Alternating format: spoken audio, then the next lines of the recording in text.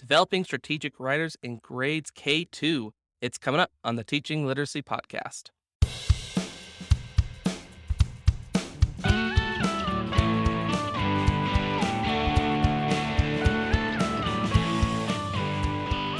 Hello, and welcome to another episode of the Teaching Literacy Podcast. I am your host, Jake Downs. I'm a literacy coordinator for a local school district, an adjunct instructor at Utah State University, and a PhD graduate of that institution. This podcast is all about bridging literacy research into practice. If you are new here, welcome. Thank you for joining us today. If you're a returning listener, thank you very much also for joining us. I just want to wish everyone a happy 2022. Welcome to the new year. I wish you prosperity and productivity in this year. And to get that started, I've got a great episode lined up for you. Before we get to today's episode, I just want to say thank you to those that have either shared this podcast with a colleague or have left a review wherever you get this podcast. That helps just spread the word of what we're trying to do here, which is get literacy research into the ears of practitioners and to help us think in a more nuanced way about how we can support literacy readers who are in our sphere of influence. Just as a reminder, if you're interested in donating to the podcast, you can do that from the Teaching Literacy Podcast homepage. If you click on About Your Host, there's a link there where you can donate securely via PayPal. You can also do that via Venmo, the business side, and do @TeachLitPod. And those just help me with some technology upgrades I'm wanting to work on, and then different software subscriptions and hosting subscriptions that help just keep the show running. So big thanks to those who have already donated, and I would encourage you to consider that option. Let's get to today's episode. Today's guest is someone I'm very excited about bringing on the show. Last summer, I read a chapter of hers from the Principles of Effective Literacy Instruction book, which I interviewed Dr. Seth Parsons about. You can go and check out that episode. And then I was at a conference in the fall, and I watched her present, and I really loved what she had to say. And so I went and I bought her book, and then I went and bought her other book, and then I went and read her research studies, and I'm very excited to have my guest here with you today. Her name is Dr. Zoi Philippakos, and she is an associate professor in the College of Education at the University of Knoxville, Tennessee. The work that she does is with developing strategic writers. So we're talking today about a book she released last year called Developing Strategic Young Writers Through Genre Instruction. So this one specifically looks at grades K2. I highly recommend checking it out. She has an older one from 2015 called the same title, Developing Strategic Young Writers Through Genre Instruction, and it's resources through 3.5. What I like about her work is that she has spent oodles of time in the classroom, side by side, working with teachers to really see what works and what doesn't work, and has a framework set out that really lays it out in a cohesive package. So I hope you enjoy today's episode. I would also highly encourage you to go and check out the book because it was a gem for me. I learned a ton from it, and I know you would as too. What I like about her writing is that she writes in a way that is very accessible for teachers. It's built for teachers. Without further ado, let's get to the episode. Presenting to you Dr. Zoi Philippakos, and after the show, stick around for my 2 cents on the topic.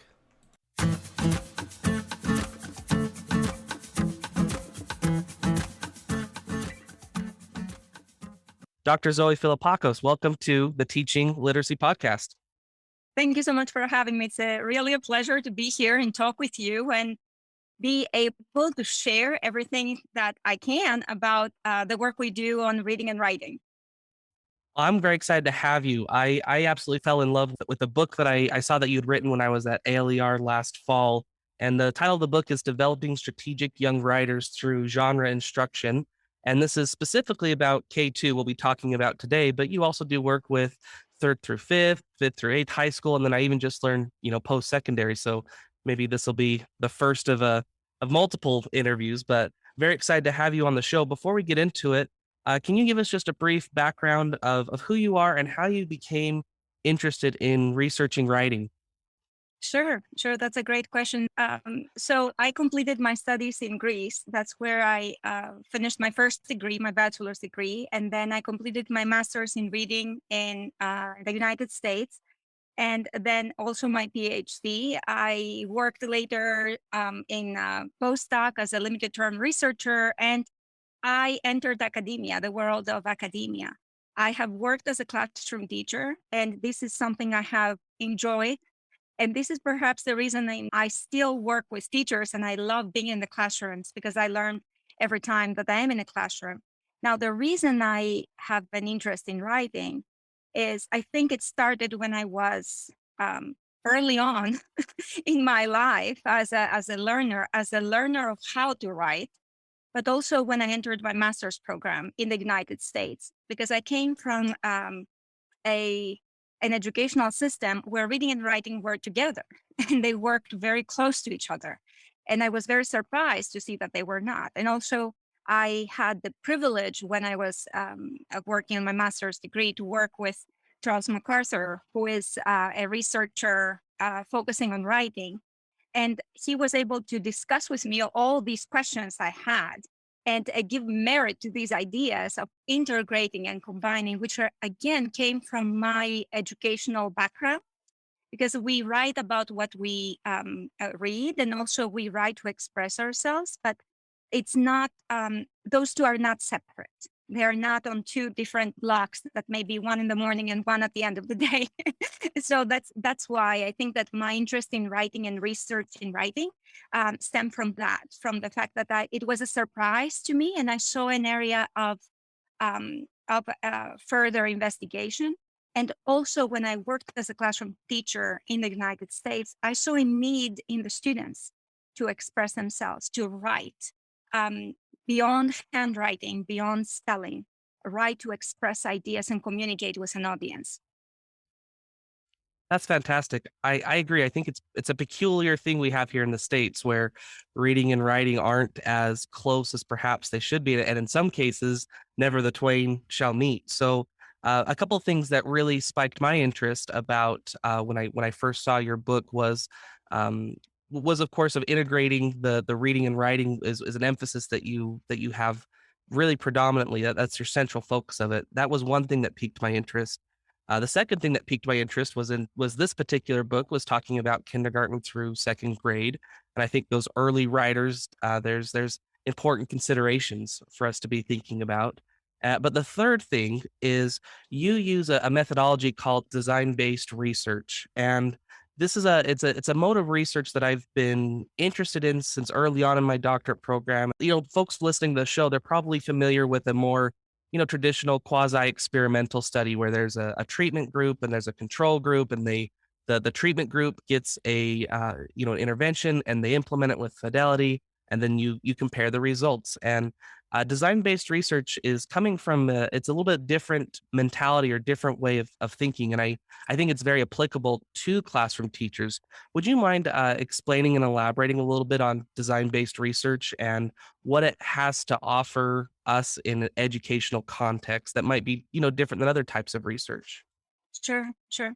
I have to be honest, and I have been in the book. I shared that actually in the preface of the book that I thought that I will use what I had developed for the upper grades for grades 3, 5, and I will just modify it for the context of K2. And when I applied it, it worked, but did not work as well. And that's because I was trying to import something in a setting.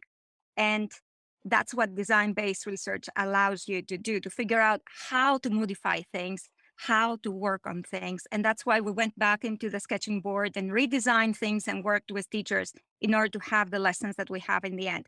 So, yes, we worked on design based research. And as the term implies, it is about design, right? The researcher will enter the classroom to collaborate with the teachers who are in the classroom. It is not something that they are not bringing a ready-made intervention that they're going to implement into the classroom for the teachers to implement with fidelity. The goal is to co-design in a way the intervention to address the needs of the context, the needs of the students. And at its core is a researcher teacher collaboration, which is based on theory and on the design and on testing within a real classroom. And the benefit of DBR, design based research, is that it allows for iterative cycles, meaning that we will work with a classroom teacher, we will work with a classroom or several classrooms. And then the data that we will receive from them through qualitative, quantitative data we will use them to make an iteration, to make a cycle, a change, revisions for a second iteration. So this is the difference, I would say, in DBR, that it is responsive to the classroom needs, but at the same time, it's not interested only on the what works and the generalization of the findings, like you would do in an experimental, in a true experiment. But it's interesting in addressing the how the intervention works and how it best work in a real context with real classroom teachers, with real students. So I would say that it is realistic, it's pragmatic as a type of research because it answers real problems. It is grounded both in theory and in the context, in real context of classrooms. And it has that interaction between the participants and the flexibility to make changes. But it's iterative because it has cycles of implementation that you will do in order to refine what you work on. And it combines both quantitative and qualitative methods. So it's not just one or the other. It depends on how you're trying to answer. So it's an interesting methodology that allows you to not only answer what works, but how does it work? And you are not using just research to answer the how it works. You work with real teachers in real classrooms. That's why I think it's so fantastic and interesting is because it's a building method that rather than a quasi experimental, it's kind of a one and done. We're going to run this for 10 weeks or 180 days or a full school year. This is where it's trial and error of, hey, let's run a cycle and then we review the data and then we do some tweaks and some adjustments. And so when you're done, you have something that you have built something that fits to the specific context. So and it contains elements of quantitative work and qualitative work, but it has a different flavor to it, and it's something that's unique to education, which I think is powerful as well. And I'm glad to see that it's gaining some traction. So I would um, like yeah, to share because I'm teaching a class in design-based research this semester. I'm co-teaching this actually with Michelle Stefan from the UNCC and colleagues from Europe and Asia. And I was consulting the book by Dr. Rankin and Dr. Bradley because yes, he has done a lot of work, and I think he opened this type of work for all of us, the younger, I would say, researchers who were starting our career. Also, I think that the combination of design-based research to proceed with an intervention is essential in our work in order for us to publish this book, but also our work. You will see that we do design-based research, and then we'll conclude with an experiment. So when I spent design-based research in developing, for example, collaborative reasoning with K-2 classrooms, and I refined the lessons, I conducted an experiment in second grade where I tested actually the end product with second grade, where I did have a control and I did have the experimental condition. So, but the cycles of DBR allowed me to have a product that was feasible for a classroom teacher. And I am proud to say that the teachers who collaborated in this experimental study, they still use these lessons, perhaps because these lessons, they were not stretched out of the classroom reality. They were made with the classroom reality in mind. it has to be practical. It has to work in with real kids and real teachers and real settings and real time constraints and pressures of the day. So that's it's fantastic. So folks probably that probably gave them a little too much of design based research of what they care to listen to, but I do think it's an important consideration going into what we're talking about. So maybe let's just break apart the title of the book. So developing strategic young writers through genre instruction. Can you explain? There's two important terms there: genre instruction, and being strategic. What is a genre? Why does genre instruction matter? And what is a strategy? And why do writing strategies matter? Sure, sure. So genre, genre refers to the feature and the function of a form, right? Of writing, of a written form. So genres really reflect socio-cultural contexts that are shaped by the expectations that we have for communication. So it's the discourse. And one component of genre is text structure. So text structure will refer to the way that the written text is organized, and the way that this organization addresses the expectations of the community, of the that will read it, of the reader, in simple way. Um, the way that the information is communicated for a reader, right? And there is the expectation of the audience of what this written text form will look like. So, for example, when you're working in an argument, you expect that you will have an opposing position and you will have a rebuttal, right? That's the expectation of the discourse. Now, in our work, we also view genre, and McCutcheon has mentioned that as well too. And again, all these comments I make about the genre is Martin and Rose and Holloway's work, multisemiotic theory, right? So we view genre both as text structure, because it's important to know the structure, the organization components, the features of the text, but also as syntax and as linguistics. So it's important to consider genre not just as the building blocks, because otherwise, if it's just the building blocks, it may be very formulaic, the way that it sounds. But also these linguistic features, for instance, when you're working at the vocabulary, but also when you're working in narratives, the use of dialogue, figurative language, all these pieces that you will see when you're working in narrative or you work in stories. And now syntax, I say that syntaxes and syntactics manipulation that you will do connects greatly with voice. That's what I think makes voice, and having this syntactic flexibility that the writers need in order to express themselves. And one of the reasons I say this is we want students to write great sentences, and we want students to combine their sentences, for example, in order to have longer sentences. But it's important for them to understand the connection between syntax and genre and text and text expectations.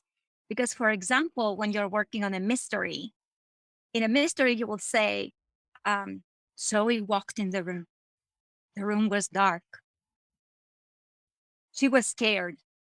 I could say Zoe walked in the room while she was scared and it looked very dark.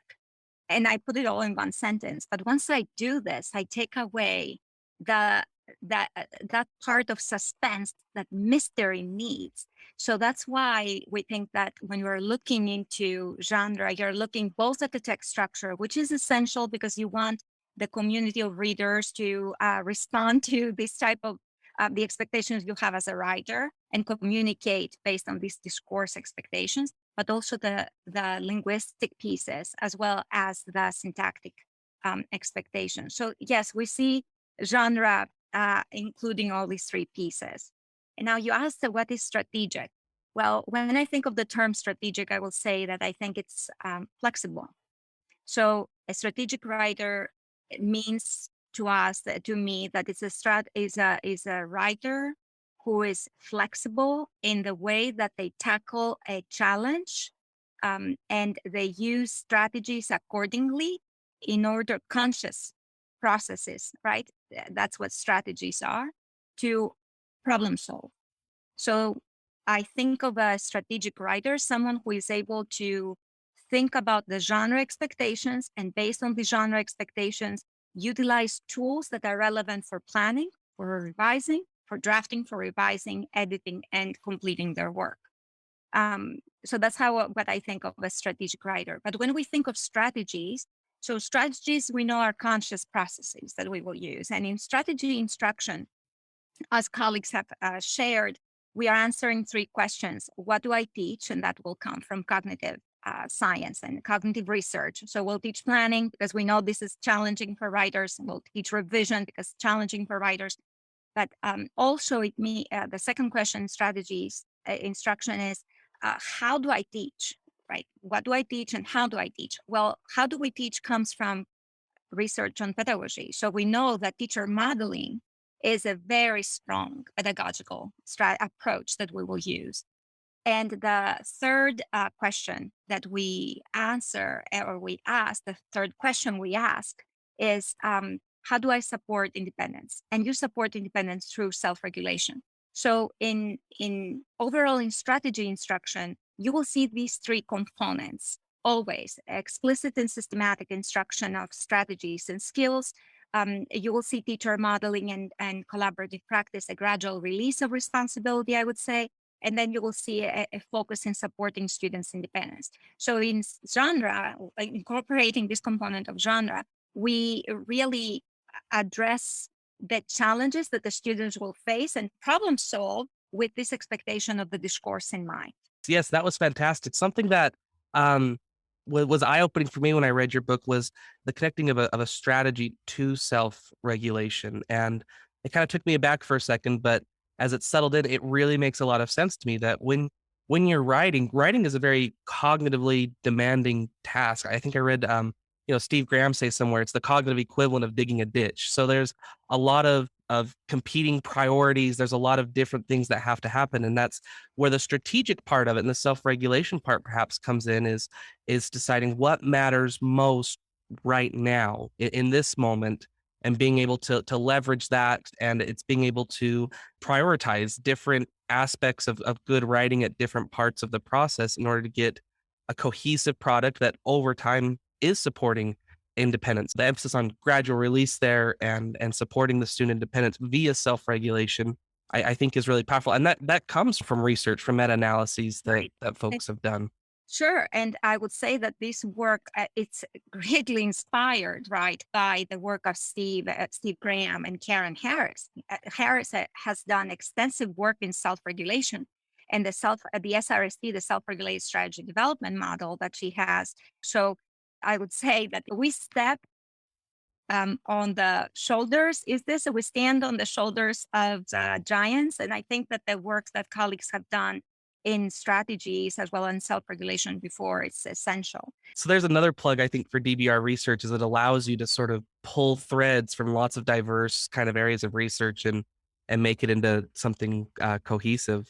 So let's get more into what it looks like and the process that you were able to develop using DBR. So you emphasize a process of writing, and you call it the writing strategy ladder. And what I like about this is it has steps that teachers and folks that have taught writing are very familiar with, such as planning, drafting, evaluating, revising, editing, and sharing. But I felt that with each of those, there was a fresh perspective. There was a little bit of a different light on it that I thought, oh, I can see how that's better than, perhaps a more traditional way of doing it. One example is in the plan section. You talk about the FTAP, and I read about the FTAP in your chapter and Principles of Effective Literacy Instruction, and we interviewed Dr. Seth Parsons on the show about that. But that's where I first saw it, and then I was able to watch you present on it at ALER, and that really stuck out with me. So, what is the FTAP, and why do you view that as an essential process in that planning stage, that pre-writing stage of writing? So it's a rhetorical analysis process, right? So we view writing as a challenging task. Yes, it is a pleasure to write for some, but writing is challenging, right? It's difficult. So we want the writers to tackle it so that they can analyze the assignment. They can better understand what the expectations are for of the discourse and for the reader.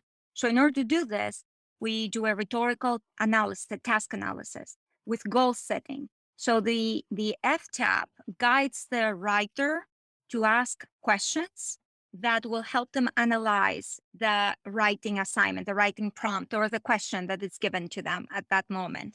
So the F will be the form. What am I writing? Am I writing an essay? Am I writing a paragraph? Am I writing a few sentences? What am I writing? What's the expectation? The T is what's the topic? What is the question, the exact question that I'm asked here?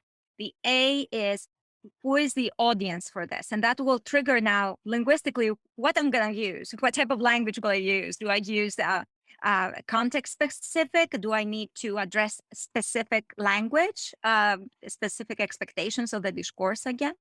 The second A is the author. So who is writing this? Am I writing from the point of view of someone, or am I writing it as myself? because it's important for the writer to, if they write from the point of view of someone, to address again the linguistics, the time, the language that was used on that time, or the emotion of that person that they are writing, the charge, the emotional charge that they may have. So it's important to know who is the author. And then finally, what's the purpose? So we have created actually a piece of pie, and we call it a piece of pie, purposes pie, where so you're writing in order to persuade, inform, entertain, or convey experience, PIECE, piece.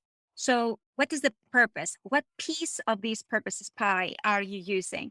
And then once you know the purpose, you're asking what genre. So if I'm writing to persuade, what is the genre I'm going to use in order to respond? I'm writing an opinion. Great. And then what are the elements of opinion? I need to have a beginning, middle, and end. And actually, in our work, we say that you always have a beginning, middle, and end. But what goes in these sections depends on the discourse, right? So that's why in the case of the opinion paper, you will have the introduction to the topic, the introduction to the issue that will lead to your position in the beginning. And then in the middle, you'll have reasons and evidence. If you're writing an argument, you will also address the others. So me section is my reasons, my evidence.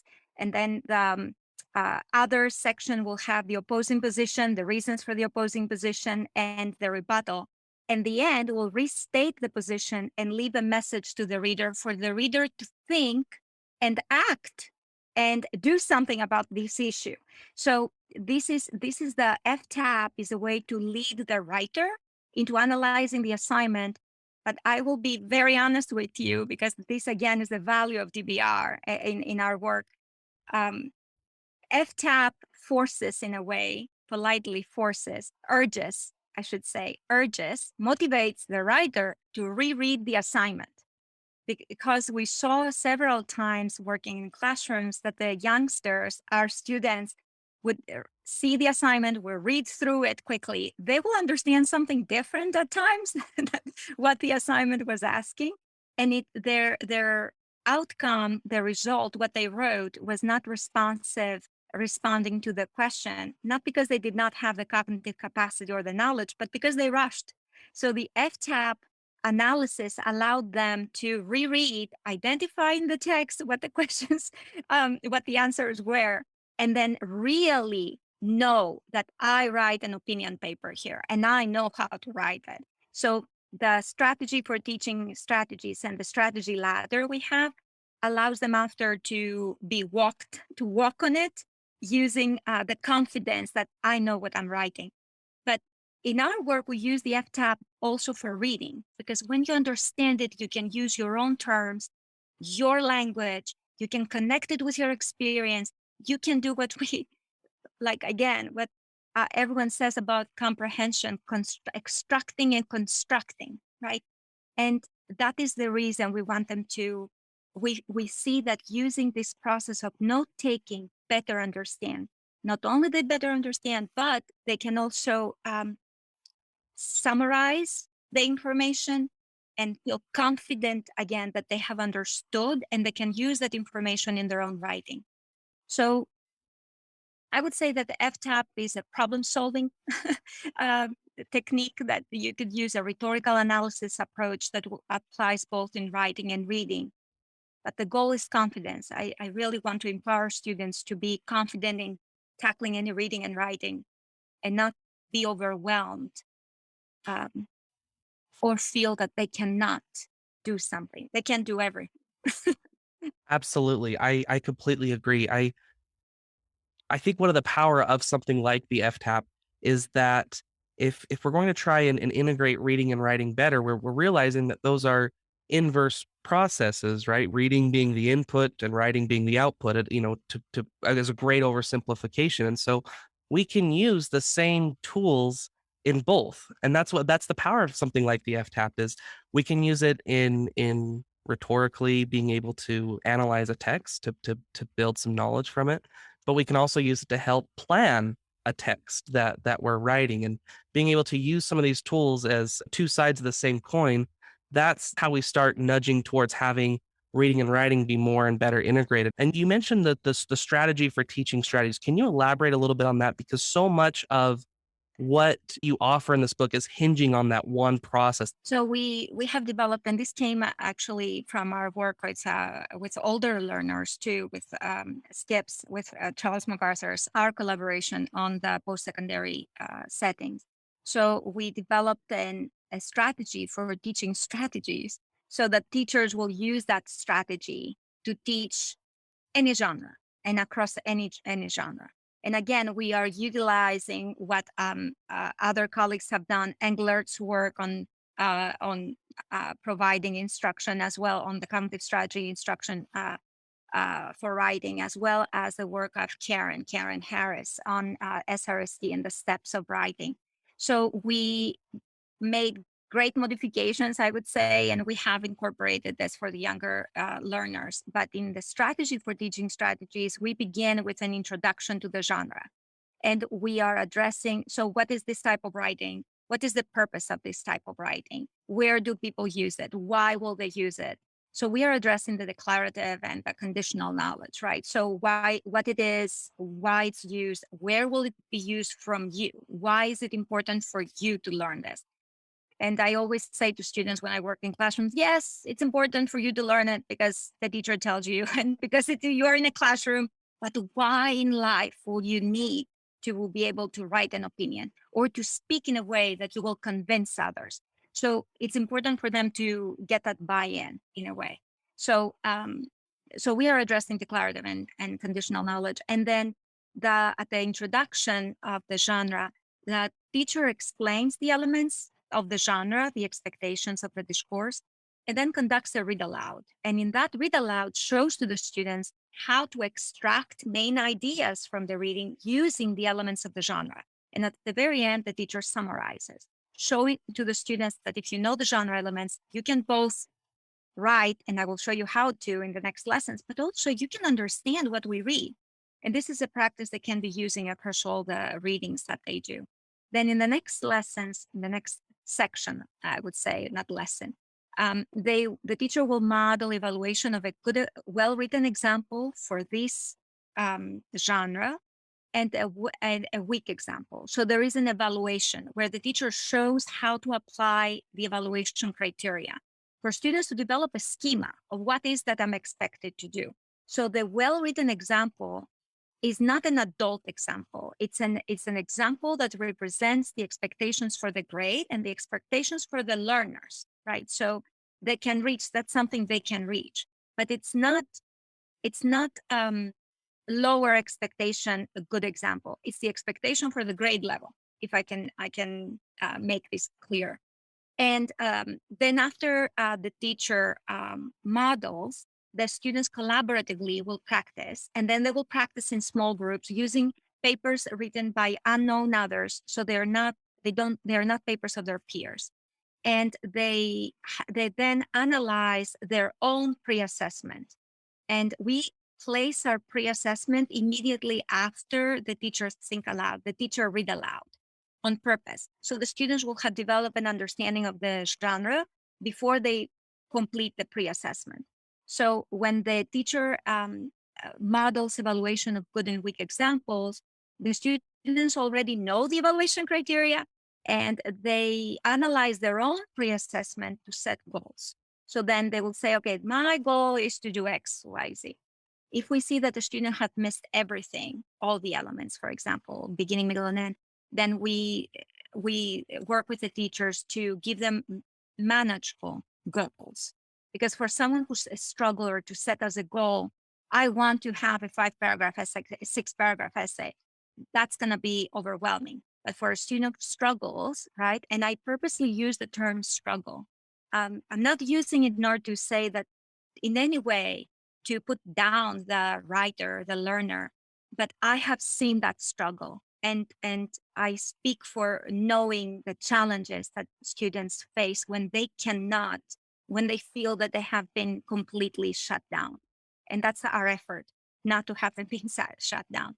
So so the students then with the teacher will set manageable goals. So my next paper, I need to have a clear position, one reason, a clear statement. And then the next paper will have an expansion of these goals and expansions of the goals. So in the end, the student who finds writing challenging will be able to write a 6-paragraph essay, um, and will know how to write many more because you scaffolded the support for the learner. Then the teacher, after in that sequence, conducts a full modeling of the process, explains the planning, drafting, evaluation, revision, editing, and walks through it and conducts a complete think aloud. Think aloud with coping, though.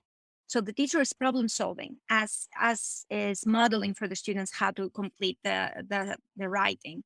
So the teacher will not say, for example, okay, today I will show you how to plan. So the first thing you will do is the F tab, and F stands for this, etc. The teacher will start by saying, okay, today I'm gonna write, and I'm gonna show you how to write. And as I'll do this, I'm gonna um, think out loud. I'm gonna make my thinking visible and audible to you so you can hear how my brain works. And writing is challenging. So I'm thinking, okay, here is my question. Shall I just go ahead and write? No, I shouldn't. I should probably reread it, and I will use a strategy that will help me analyze it so I will know for sure what I'm asked to do. So the teacher is explaining the why I'm doing what I'm doing while she's doing it, instead of just telling or showing to the students. So after the modeling, the teacher and the students will talk about the self-regulation language the teacher used in the process, how the teacher tackled the challenges when things were not working, what was said, how did monitor, how did the teacher set goals. And in the next class, they will do a collaborative practice. New topic, where the teacher will be asking, okay, how do I start my writing? Do I just start? No, I don't. Oh, why don't I start right away? So it's playing this, excuse my phrasing, devil's advocate to see if the students can refer to the strategies that she has. And then if they cannot, and it needs necessary, the teacher models again. And then they start their own paper guided practice, support as needed by the teacher. The students complete the draft, and the teacher models how to give feedback using genre-specific evaluation criteria. It doesn't, the teacher doesn't just give them a rubric and say, go through and check. Models how to reread. And we have a process in which they will read the text, they will identify, underline the elements of the text, mark them on the paper, and then score them using a scoring system of 0, it's absent, 1, it's there, but it's not as clear to the reader, and 2, it's there and it's clear to the reader. So there is that process of asking, is this clear to the reader? And then the students practice with papers again from unknown students, where they practice giving feedbacks, giving, for example, notes of perhaps you could say this, you could phrase your position in this way. But instead of them saying this is wrong, this is not here, because they can be very direct. let's say that. And then the teacher models how to do editing, using editing for a specific type of genre again. So it will model a specific challenge the students have and show them the skips, mnemonic we use for spelling, capitalization, indentation, punctuation, and sentences. And the students will go back, check their work. In the meantime, they have self-evaluated, they have set goals, and then they will share their work. But the essence, I think, in the strategy for teaching strategies is that cycle where the students begin with setting goals after the teacher models the evaluation of good and weak examples. And then at the end, when they learn how to give feedback, right? How to evaluate, they visit their paper, the one that they just completed. They evaluate themselves, and then they compare what the previous paper was and where they are standing now, to see how am I progressing towards my goals? Am I progressing? Am I doing better? How do my strategies help me? What did I use my strategies? How did I modify them? Was that effective? What do I need to do next time? And for the young children, this is the language that the teacher will use. This is all the work that the teacher will do because they don't have that language yet. But I can tell you, and I have kindergarten teachers that I've seen this happen that we worked with, that I've seen papers of kindergartners where they would be reading their opinion papers, and I would see an O next to the letter, next to the text, and an R, and I would ask them, "What is that?" So that is my opinion, and this is my reason. And then they would say, "Next time, I need to have another reason." I said, "That's great goal that you have," but that was because the classroom teacher, embraced this self-regulatory thinking. I think that's so powerful that I just remind our listeners, we're talking about K2 writers here. These are upper elementary or middle school writers doing this, but that it is possible to get that sort of self-regulated style of thinking and planning with young writers. And that's powerful. All those elements that you were talking about earlier of the gradual release and the modeling and the think aloud and allowing students to analyze someone else's paper and then implement that with theirs is that's packaged together. That's really powerful, but it's packaged together in a nice cohesive manner. One other thing I really like that you emphasize in your work is a difference between revising and editing, and I think that's a really critical difference. Can you elaborate on the difference between revising and editing and why it matters? Sure. So when we're thinking of revision has to do with critical rereading and evaluating the content to assure that it responds to the needs of the reader. So, end of the discourse again.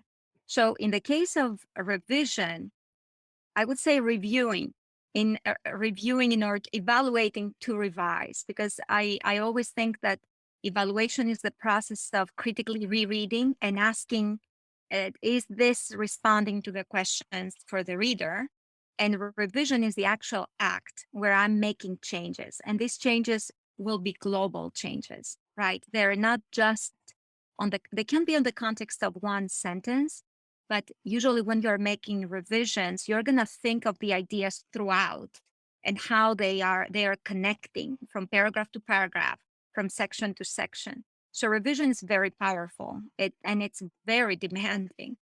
Hayes calls it as an opportunity for discovery, because it's true, in the process of making changes to better clarify a sentence, you may discover a better way of expressing the idea or expanding on that idea. So, but again, why do you do that? You're not doing it because your teacher told you so. You're doing it because you want to make it clear to your reader, right? You make clear to your audience what you're saying. Editing now has to do with his foundational skills. It's not just surface level. I know that it's a term, we call them surface level skills, but they're foundational skills. Spelling is a foundational skill, right? That can affect the ability of the reader to make meaning. So editing will tackle the sentence structure, whether these formats within the text are in place, the um, the spelling, whether capitalization is followed appropriately. But it will have to do with this components of structuring the language, not with the ideas. So that's why revision will address ideas, editing will address the foundational skills and the syntax within text. If I can share a personal experience where I sort of really learned that firsthand was during writing my dissertation. When I was completing, I had to adhere to APA style and formatting, which is a grammar. It's a way of structuring the text so it's uniform with other pieces in that same genre. And I was finding that I couldn't do both at the same time. I couldn't focus on content and making sure I was communicating what I needed to communicate clearly and do APA at the same time. And my chair, was really quick to point that out of I needed to do separate cycles of that. A cycle where I was really focusing on the ideas and content. And then after I could work on making sure that all the 100 million things that APA asks you to do, that I was in line with that, and dividing those into two things I think it helps the reader, I think it helps the writer cognitively be able to focus, allocate their attention, in a way that they can actually accomplish each of those tasks. But those are two important things that if the grammar and spelling is great, but the ideas and content are weak, then that's missed opportunity. But at the same time, if you have strong ideas, but you can't style it and format it in a way that it is communicable to the reader, then that's also a missed opportunity. So it's not that one's more important than the other. It's that they both matter. And so we devote time to each in different modes of instruction. Right, right.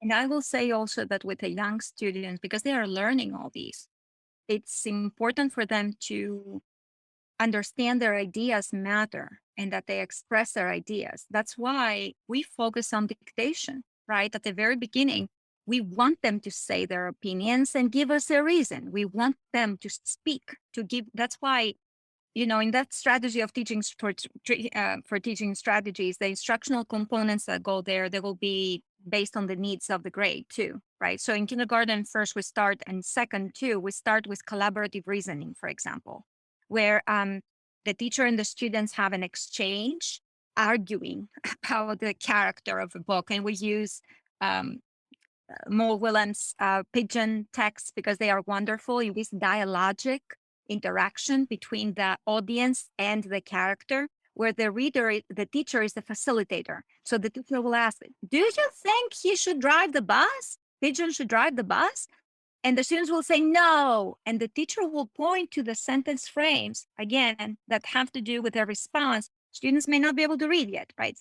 But they will say, My opinion is that pigeon should not drive the bus, period. Right? So the teacher will model language. And then the students, when later the teacher will ask, when they write, draw a picture of you driving or something, then we'll ask them, what is your opinion? Do you think pigeon should drive the bus? The students will say, I think pigeon should not drive the bus. And it will be dictation.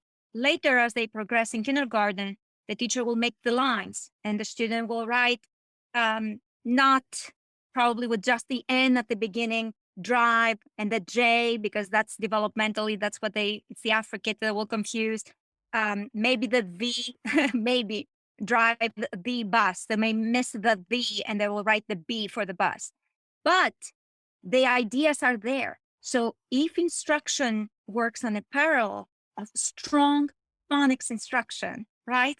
If there is systematic strong phonics instruction with scope and sequence that's happening at the same time, you will see that at some point, this linguistic capacity will be matched with the ability to write it.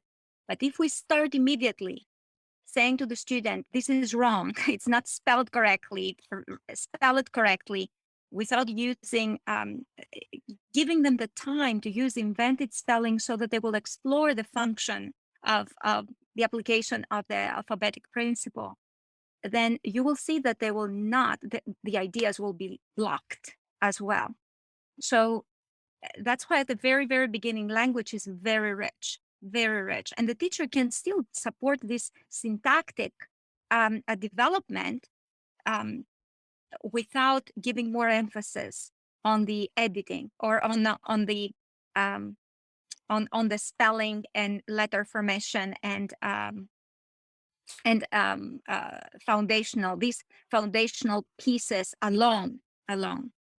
So even in the later grades, we say to the students when they're planning, because we would see that they were so worried about the spelling, we would say, don't worry. Your ideas, it's your plan. Don't worry. Even if you draw a picture there or a little sketchy and you write a word, a phrase, that's fine. You don't need to write complete sentences in a plan and perfect spelling and perfect letters, handwriting. It is a plan to draw ideas. So again, I'm not saying not to support these foundational skills. I'm saying that in the early grades, language should be very rich. Foundational skills should be very strong instructionally, and they should be working in parallel in the classroom.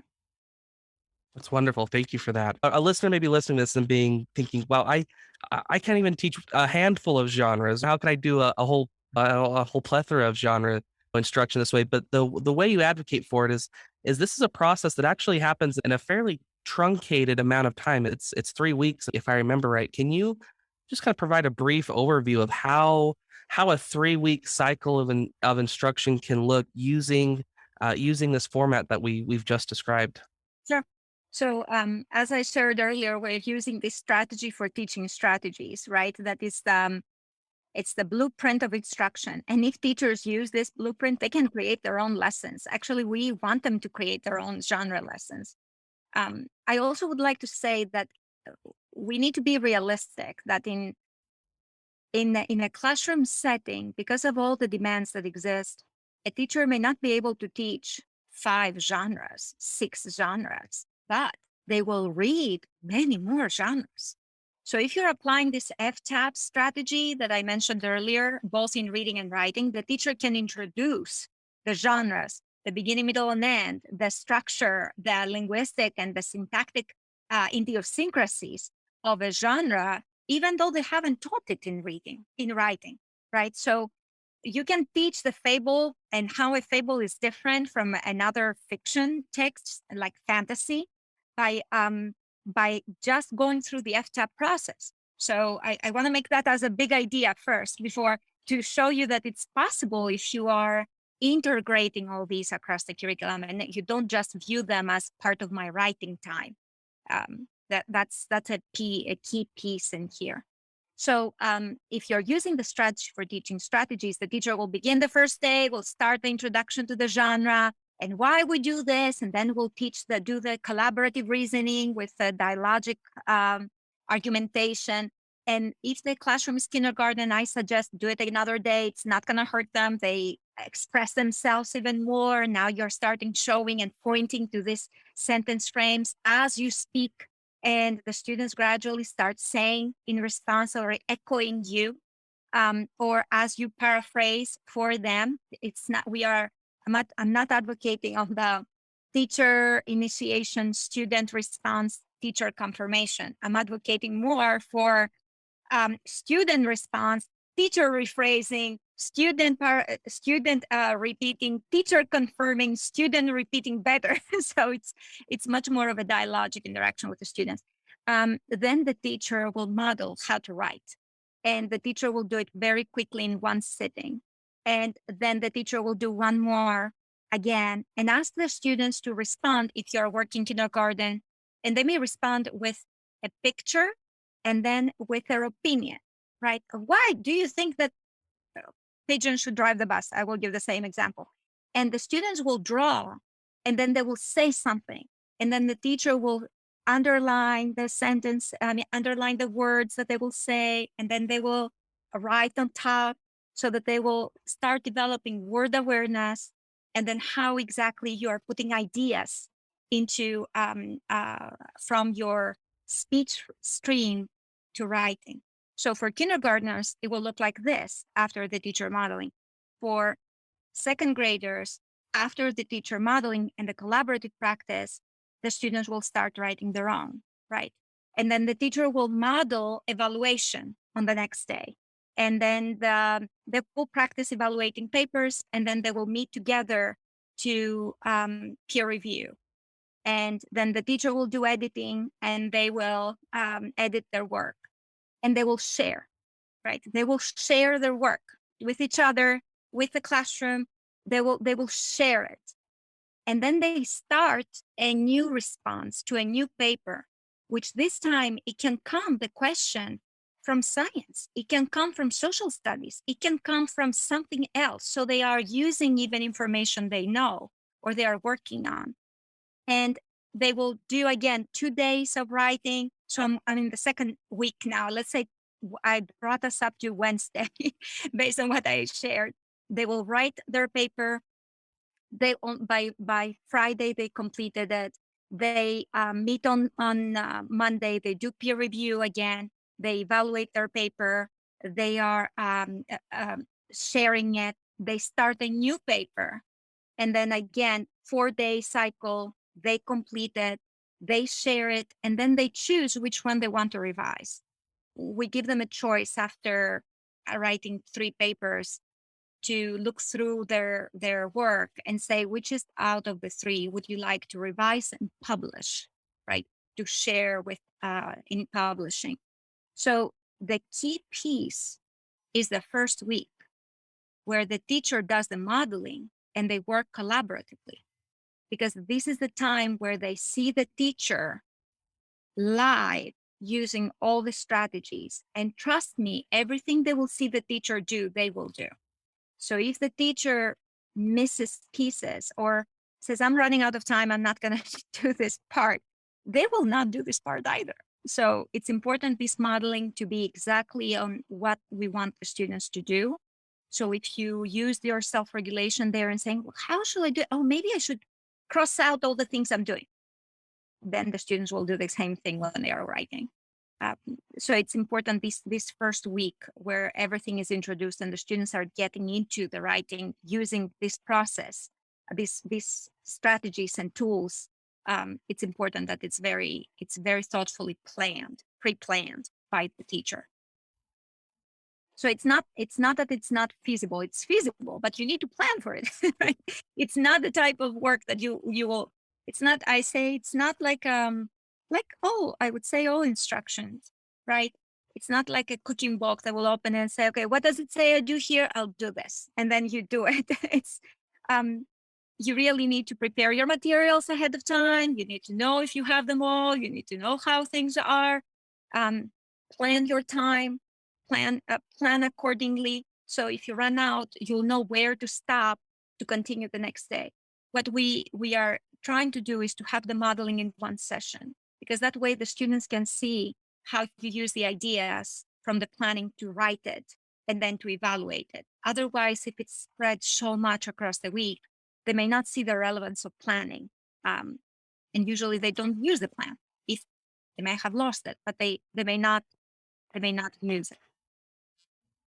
That's fantastic. And I think with all aspects of instruction, initially it probably is a pretty heavy learning curve, but I would assume that over time it gets to be a lot more efficient. So the positive part is that the main strategies don't change, right? Which means that as you go to the next genre, the students already expect that you will do some planning. And now the teacher will show how the planning will look for this genre. So gradually, it's an expected repetition and anticipation from the students of what the content, what the task will be. And that's why I say strategic, because then they use the strategies and they know when to use the strategy. So they know that I need to plan, and you give them an assignment and immediately they do an F-tap without the teacher saying, remember to do your F-tap. They immediately do it because that's strategic for them. They are using the strategies. So you will see that if it's done systematically across the classrooms, across the grade, you will see that as the time progresses, the students recall the steps. So when they go to the next grade, the teacher has something to build on and to build from. Of course, you account for summer loss, but it is true that they will have something to remember. So the teacher can build on this.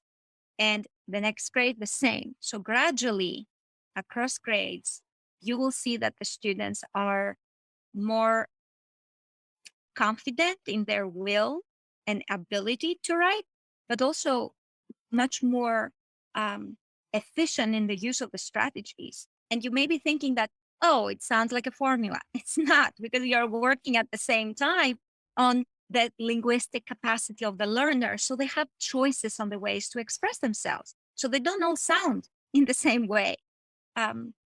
So yes, I would advocate for an effort that will be coordinated by the teacher in the classroom, by the teachers in their grade, by the school system across the grades, because then you will see how it can have an effect for all the learners across grades.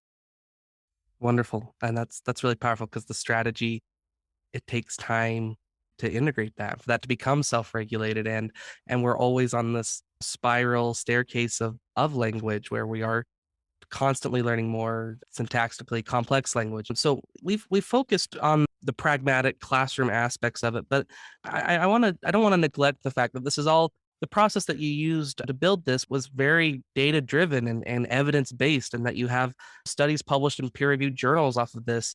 Are there any brief highlights from some of those studies of what the data showed from using these techniques?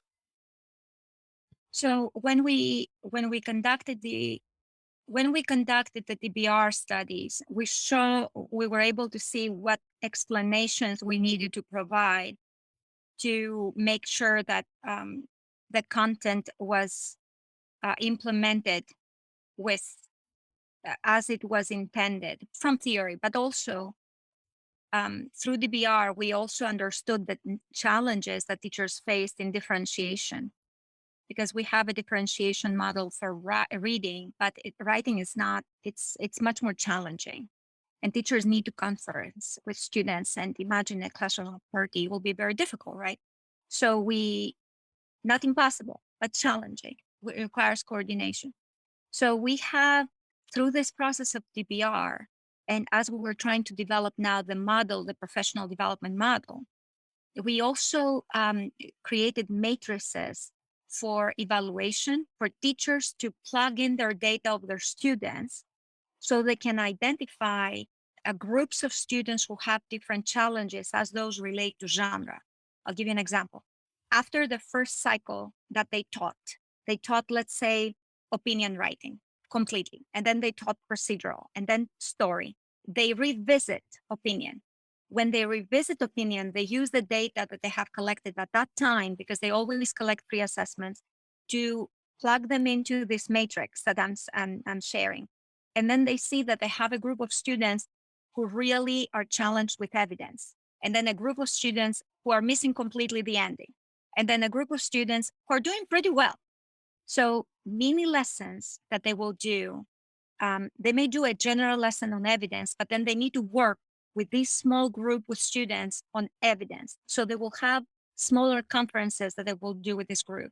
So we were trying to give them some guidance of um, how to differentiate their instruction depending on the needs of the different learners, and how to gauge and understand where's my class, where are they, where not only in general quality, right, but specifically what do they need for this specific type of writing. So that was something that we pulled out of the DBR. During also DBR, we were able to work, and we are still doing that. We are developing a model of professional development of how best to support teachers in working in this type of instruction, because it's our beliefs that professional development should be linked to evidence-based practices that you expect the teachers to use in the classrooms, right? Not general practices out of the class, something that the teacher will actually do. And then it has to be PD that's with duration and connected with a domain, with a specific um, work, in this case, writing. So what we also were able to see during this process of DBR was the function of the principals, um, and how essential their role is in supporting evidence-based practices in the school, how they can make time, how they can give value, and how they can give importance to a new initiative. So the role of principals and administrators in a district, I would say, is essential in any reform effort, in any change that you're trying to implement. And this is not new that I'm saying. A lot of others have said it before me. Um, Now, what I will say now from the studies that were experimental and from the DBR process, teachers were at the very beginning, they seemed that this is not possible to happen. And this is what some of their interview data showed. This is very challenging for kids. And then when the students responded, they were wondering, imagine if we were doing this from the very beginning of the year, how much they would be writing.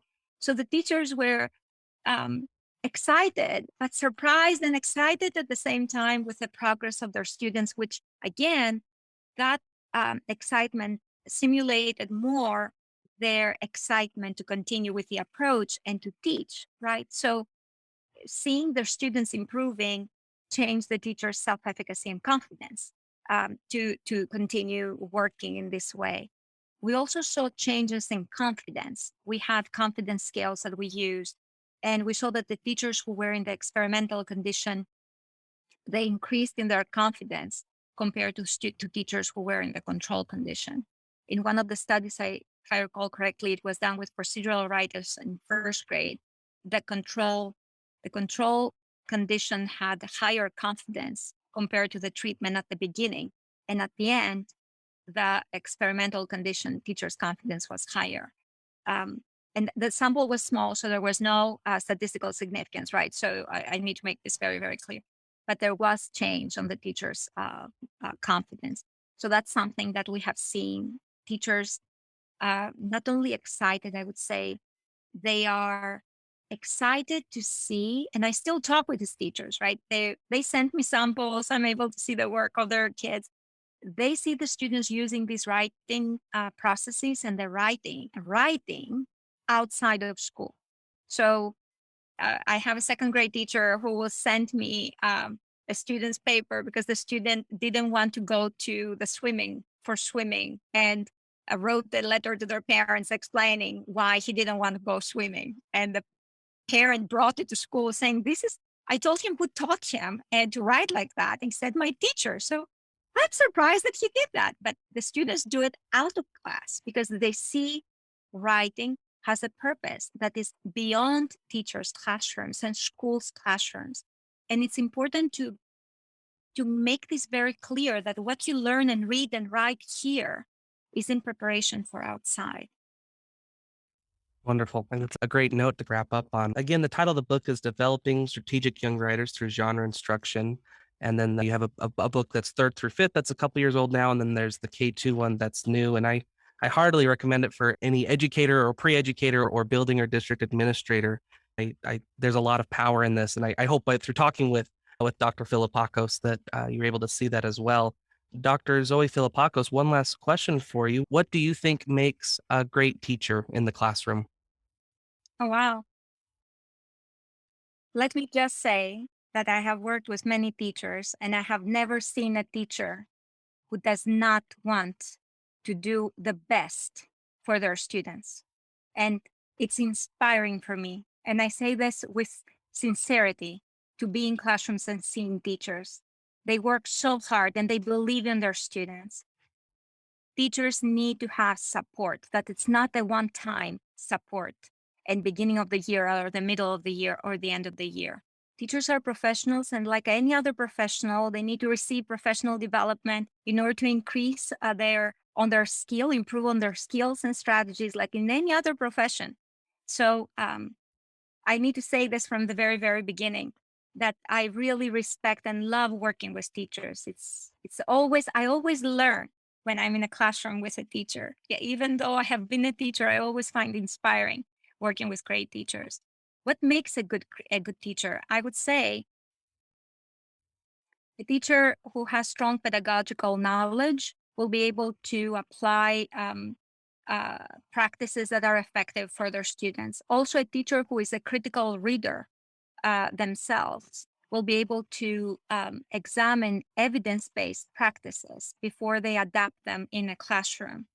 Also, which means when I say critical reader, a teacher who is looking at the evidence behind any approach that they are implementing so that they can see, is this tested, and what were the effects, and does it work? So I would think that a teacher who has this critical questioning skill and reflection on what they implement.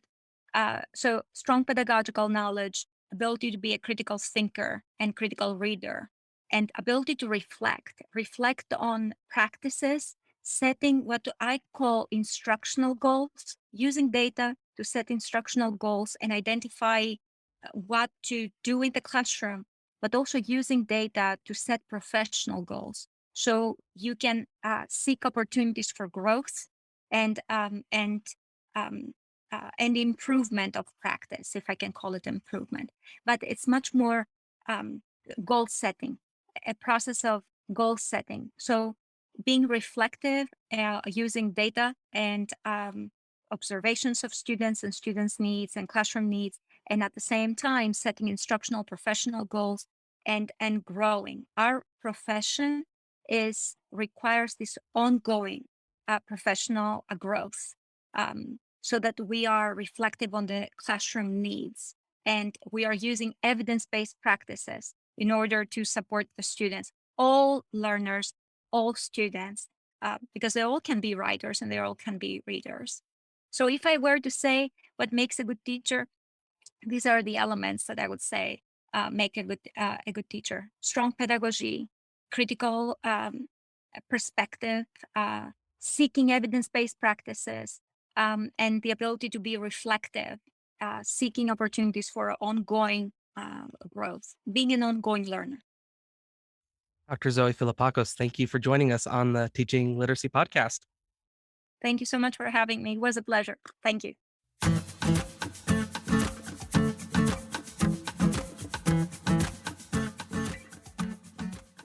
A big thank you to Dr. Zoi Philippakos for joining me on the show. Here are my 2 cents I want to talk about. The first cent I want to talk about is the power of a framework. What I love about her work is that she has developed a framework in collaboration with teachers. And the power of a framework is that it points you in the right direction.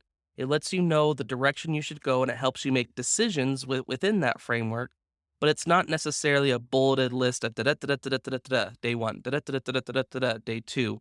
It allows some flexibility in there. And so I think when we're teaching, there's always that tug of war between structure and flexibility. And the more I'm interacting with literacy research and with researchers and looking at curriculum, the more I'm starting to feel that perhaps a framework is the way to go, of having a structure that provides the direction and the path to go, but within that structure, there's some flexibility to be responsive to student needs and to be able to make decisions. So that's my first cent is I believe in the power of a framework, and I really like the framework that she has laid out here. The second thought I want to talk about is the power of being pragmatic. And by pragmatic, you'll hear me say that a lot on the show. But by pragmatic, I just mean it has to work inside of the classroom. As literacy researchers, and I'm certainly in this camp as well, that we tend to we tend to investigate one small thing, and then we investigate another small thing, and someone else is investigating another small thing. There's like 100,000 researchers out there feeling different parts of the elephant. But as literacy teachers, you're doing the whole elephant. And so this is the kind of research I really appreciate. I mean, I love all research, right? There's a different role for all different kinds of research, but specifically, I really like design-based research because it helps weave all these different things that different researchers have researched about, and it tries to make it pragmatic for the classroom for a teacher to do, and is very synthetic. It's pulling from lots of different strands to build something that works in the classroom. At the end of the day, I think it has to work for teachers if it's going to have any traction, if it's going to have any efficacy. Those are my 2 cents today. Thank you again for listening to the show. Just a reminder again that you are welcome to share this with a colleague. You're also welcome to leave a review for us on wherever you get this podcast. And until next time, let's go and teach reading and writing just a little bit better.